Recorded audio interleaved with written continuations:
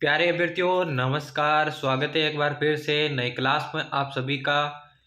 तो दोस्तों, आज की क्लास में हम राजस्थान जीके के कुछ अति महत्वपूर्ण प्रश्नों पर चर्चा करने वाले हैं, जो कि सीईटी 2023 के लिए महत्वपूर्ण होने वाले हैं। जितने भी छात्र छात्राएं सीईटी 2023 चाहे ग्रेजुएशन लेवल हो या फिर 12th लेवल की तैयारी कर रहे हैं, तो दोस्तों आज की क्लास को एंड तक वॉच करना है, क्योंकि राजस्थान जीके के ऐसे बहुत ही महत्वपूर्ण प्रश्नों पर चर्चा करने वाले हैं जो कि सीधे कंपटीशन एग्जाम में पूछे जाते हैं।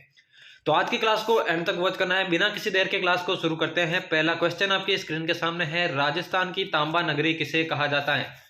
झुंझुनू को, सीकर को, नागौर को या फिर अलवर को? जल्दी से करेक्ट आंसर बताइए, क्या हो जाएगा राजस्थान की तांबा नगरी। सभी अभ्यर्थियों को साथ साथ में कमेंट में आंसर बताते रहना है।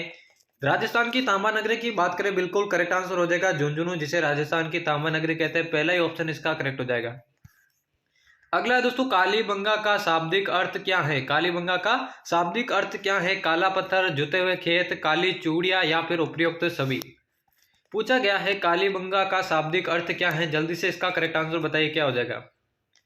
बहुत बार पूछे गए प्रश्न है और आने वाले एग्जाम्स के लिए भी महत्वपूर्ण है।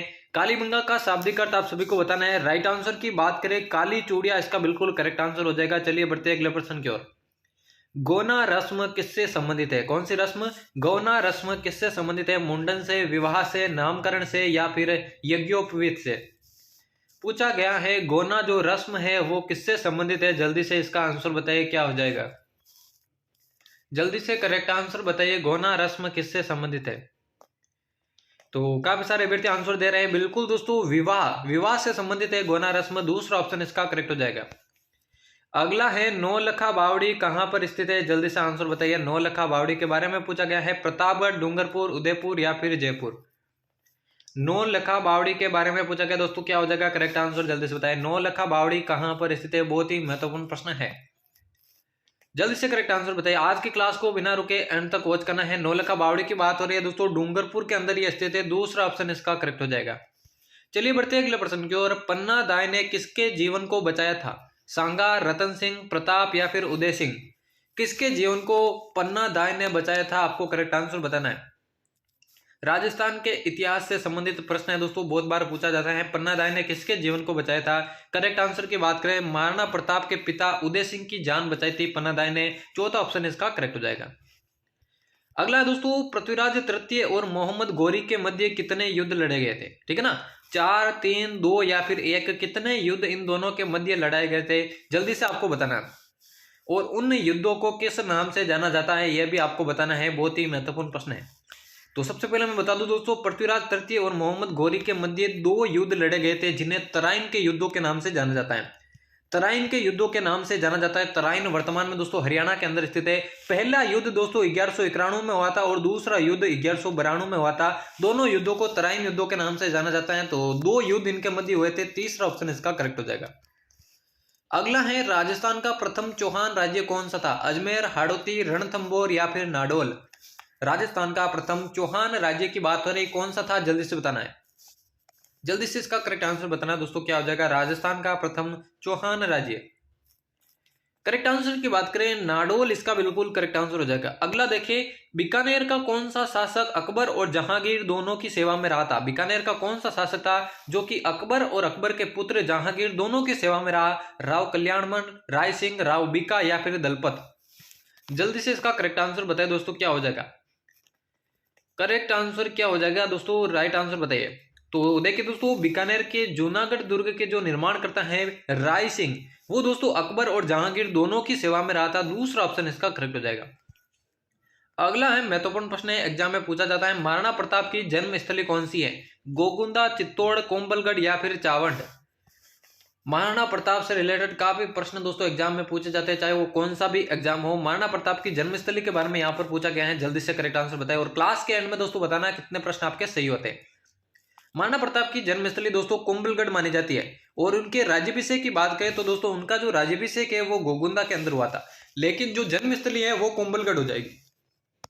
अगला प्रश्न देखिए, जयपुर का निर्माण किसने करवाया था? जयपुर का निर्माण किसने करवाया था? करण सिंह ने, जयसिंह द्वितीय ने, अनूप सिंह ने या फिर मान सिंह ने? करेक्ट आंसर बताइए।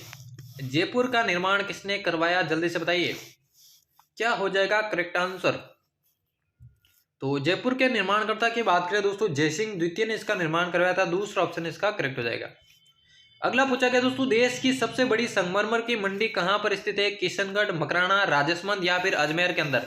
देश की सबसे बड़ी संगमरमर की मंडी कहां पर स्थित है? देखिए दोस्तों, अगर आप राजस्थान जीके की बेहतरीन तैयारी करना चाहते हैं, अगर आपने राजस्थान जीके बिल्कुल नहीं पढ़ा है, तो इस चैनल को सब्सक्राइब करके इस चैनल की सारी प्लेलिस्ट विजिट कीजिए। वहां पर आपको राजस्थान जीके की ऐसी और महत्वपूर्ण क्लासेस देखने को मिल जाएगी, जहां पर आप बिना किसी शुल्क के फ्री में घर बैठे जो है राजस्थान जीके की तैयारी कर सकते हैं किसी भी कंपटीशन एग्जाम के लिए। यहां पर देश की सबसे बड़ी संगमरमर की मंडी कहां स्थित है? तो दोस्तों किशनगढ़ इसका बिल्कुल करेक्ट आंसर हो जाएगा।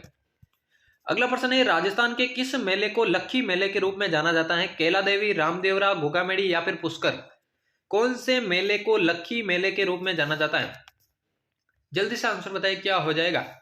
कौन से मेले को लक्खी मेले के रूप में जाना जाता है? जल्दी से बताइए, जल्दी से राइट आंसर बताइए, क्या हो जाएगा? तो करेक्ट आंसर की बात करें, बिल्कुल कैला देवी इसका करेक्ट आंसर हो जाएगा।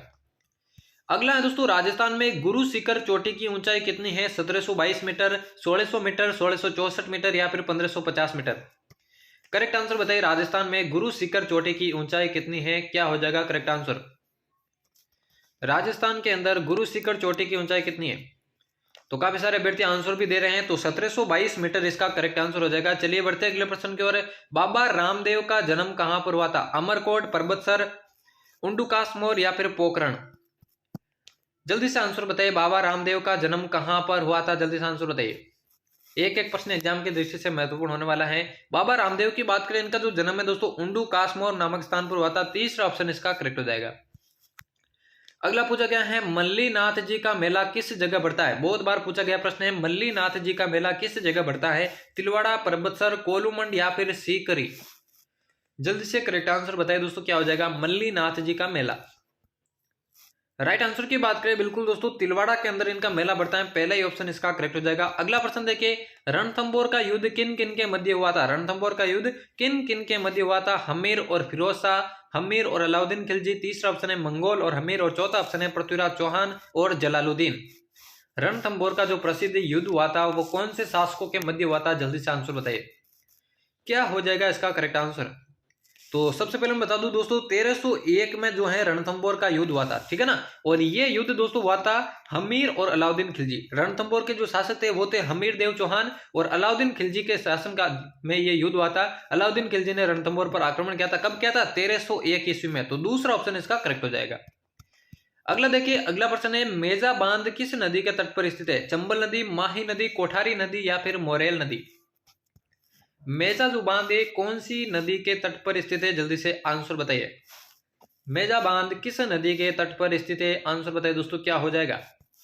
करेक्ट आंसर की बात करें, बिल्कुल दोस्तों मेजा जो बांध है कोठारी नदी पर बनाया गया है। कोठारी नदी पर बनाया गया है। तीसरा ऑप्शन इसका करेक्ट हो जाएगा। अगला है, कांतली नदी का उद्गम स्थल कौन सा है? खमनोर की पहाड़ियां, खंडेला की पहाड़ियां, गोगुंदा की पहाड़ियां या फिर नाग पहाड़? कांतली नदी का उद्गम स्थल कौन सा है? जल्दी से बताइए। और क्लास के एंड में बताना दोस्तों कितने प्रश्न आपके सही होते हैं। और ऐसी क्लासेस चैनल पर आगे भी पाने के लिए सब्सक्राइब कर देना चैनल को। कांतली नदी का उद्गम स्थल दोस्तों खंडेला की पहाड़ियों से होते हैं, जो कि कहां पर? सीकर के अंदर स्थित है। चलिए बढ़ते हैं अगले प्रश्न की ओर। राजस्थान के किस लोक देवता को सर्पदंश होने पर पूजा जाता है? तेजा जी, गोगा जी, हड़बू जी या फिर रामदेव जी? कौन से लोक देवता को सर्पदंश होने पर पूजा जाता है, या यूं कहे सांपों के देवता कौन से लोक देवता को कहा जाता है? बढ़िया प्रश्न है, कॉमन प्रश्न है, सभी को आंसर देना है। और राइट आंसर की बात करें, बिल्कुल दोस्तों गोगा जी इसका करेक्ट आंसर हो जाएगा। और आज के महत्वपूर्ण प्रश्नों की क्लास का दोस्तों ये होने वाला है अंतिम प्रश्न। पूछा गया है, राजस्थान के किस किले पर सबसे अधिक बार आक्रमण हुए? आमेर, बटनेर, जूनागढ़ या फिर तारागढ़? क्या हो जाएगा करेक्ट आंसर? और इस प्रश्न में दोस्तों काफी कंफ्यूजन आपको देखने को मिलेगा। बटनेर और तारागढ़ दो ऑप्शंस में दोस्तों आपको कंफ्यूजन मिलेगा। लेकिन मैं आपको बता दूं, अगर आपसे पूछे सर्वाधिक विदेशी आक्रमण किस दुर्ग पर हुए, सर्वाधिक विदेशी आक्रमण किस दुर्ग पर हुए, तो दोस्तों बटनेर उसका आंसर होगा। लेकिन अगर आपसे पूछे राजस्थान के किस किले पर सबसे अधिक बार आक्रमण हुए, तो वो दोस्तों तारागढ़ हो जाएगा। और आपसे यही पूछा गया है कि राजस्थान के किस किले पर सबसे अधिक बार आक्रमण हुए, तो तारागढ़ इसका बिल्कुल करेक्ट आंसर होगा। तो दोस्तों यहां पर हमारे राजस्थान जीके के अति महत्वपूर्ण प्रश्नों की क्लास समाप्त होती है। उम्मीद करता हूं आज की क्लास आपको पसंद आई होगी। ऐसी क्लासेस चैनल पर आगे भी पाने के लिए चैनल को सब्सक्राइब करके बेल आइकन को प्रेस कर देना। तो मिलते किसी और नई क्लास में, तब तक लेते हैं अलविदा, धन्यवाद।